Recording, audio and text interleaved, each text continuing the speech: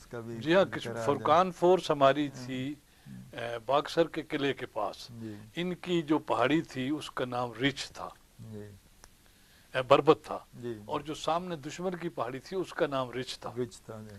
तो जब जंग जारी थी अभी, उस वक्त मैं मिर्ज़ा नासिर हज़रत मिर्ज़ा नासिर अहमद साहब के साथ वहाँ गया। मार्फ हेड क्वार्टर में हमसे उन्होंने 5-5 फायर भी कराए। मीमशीन भी साथ थे, दो चार और दोस्त थे, एक चौधरी सलाहुद्दीन साहब के वालिद साहब थे। आलम कबाब। हाँ, क्या तो वो वहाँ उन दिनों हयात साहब कर्नल कर्नल थे, इमाम हयात थे, बरबत, सीओ थे, हाँ हमारे मुजीब बटालियन ये कमांडर। मेजर हमीद कलीम। जी और मुझे याद है कि हमें जो दमदमा मिला, मुझे और हज़रत मिर्ज़ा नासिर अहमद साहब को वो मेजर हमीद कलीम ने जी खाली किया। तो रात को कोई 11-1 बजे पेट्रोल पार्टी तड़तड़ शुरू हुई, तो मियाँ साहब ने फ़ौरन जूता बना और कहने भागाओ, चले गए ऊपर स्काई लाइन पर। खैर जल्दी वापस आ गए। कहने लगे हुआ ये कि हमारे वो जो हैंड ग्रेनेड हैं वो पुराने थे शायद, वो चल पड़े, चल गया कोई।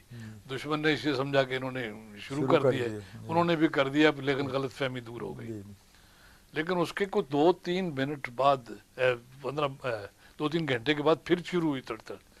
तो फिर वो जूता भी नहीं पहना, फिर भागे, कहले आ जाओ। मैं कहा मियाँ साहब कान हिलाओ खेल लो। अच्छा वो चले गए, वापस आए तो उनके पाँव भी जख्मी हो गए थे।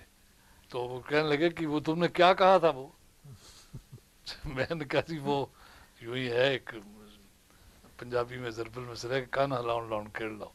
मैं कहा कट्टा कट्टी एक जगह बैठे सन, वो वाहन बड़ा खुला सी मैदान, तो हल्की सी बारिश होने लगी, हल्की हल्की बारिश चली, हवा चली। तो उस कट्टी ने कहा उससे कट्टे से कि भाई चलो ज़रा कुदाड़े मारें, छलांगे लगाएं। उसने कहा नहीं भाई ये नहीं हो सकता, बैठ के कान हिलाने खेल लो। तो मैंने कहा हम तो शायर लोग हैं।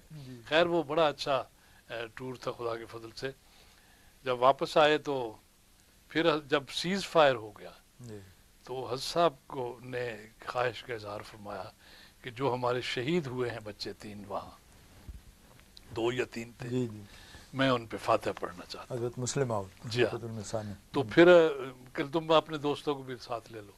तो मुझे याद है कि हमारे साथ मीमशीन और सरदार फजली एहसान के, प्रोफेसर सरवर आफाक के, ये तीनों हमारे साथ गए।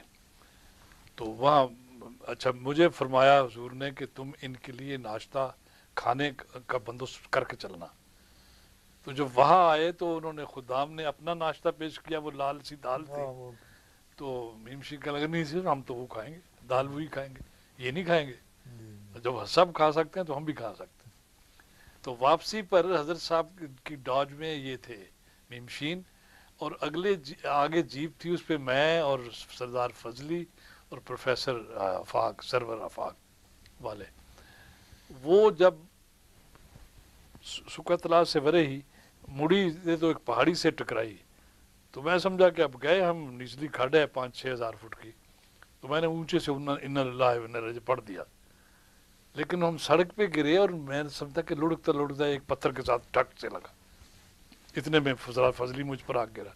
फिर प्रोफेसर सरवर, मैंने कहा उठो हमें खराशें आई हैं, मैं उठो जल्दी करो। कहने क्यों जितनी जल्दी? और मैंने कहा कहीं वो डॉज जीप से ना टकरा जाए।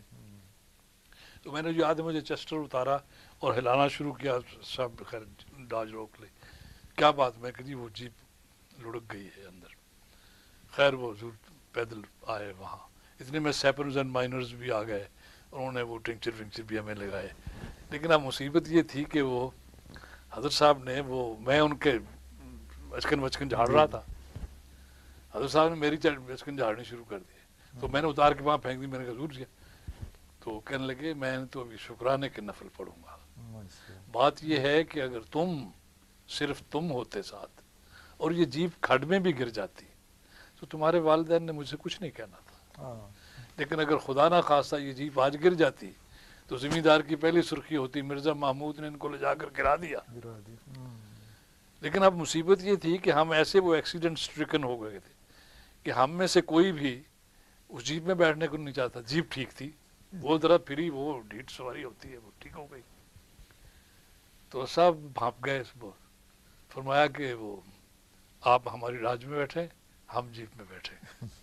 تو چلے آئے تو بھمبر میں پاک آرمی نے حضور کی خدمت میں چائے کا انتظام کیا تھا. تو وہ اس وقت شام ہو گئی تھی کیونکہ ہمیں وہاں دیر ہو گئی، گھنٹہ ڈیڑھ گھنٹہ. تو کیکر کے چھوٹے چھوٹے درخت تھے. مجھے یاد ہے کہ ایک حضور کے یہاں پپوٹے کے باہوں کے نیچے لگا تو تھوڑا سا خون نکلا. تو حضرت صاحب نے ان کو شملے سے یوں کیا تو خون اس کے شملے پر بھی آ گیا. فرمانے لگے اب تم لوگوں کو مجھ پر کوئی فضیلت نہیں ہے، میرے بھی ہو گیا ہے.